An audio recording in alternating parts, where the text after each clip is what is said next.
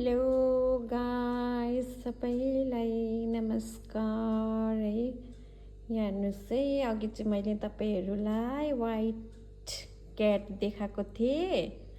अनि यो चाहिँ अहिले यस्तो छ, टाटे पाङ्रे। उसको नाम चाहिँ किट्टु हो।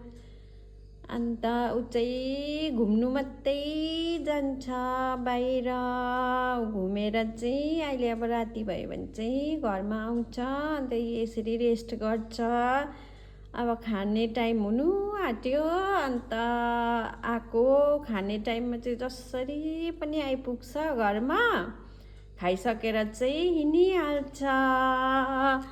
अन्त यो वाइट चाहिँ कहीँ जाँदैन, उसको चाहिँ ठाउँै यहीँ हो, यहीँ सुतिबस्छ। अझै छ थुप्रै, अहिले बाहिर गएको होला। अहिले आयो भने म तपाईँहरूलाई देखाउँछु। Okay, by by.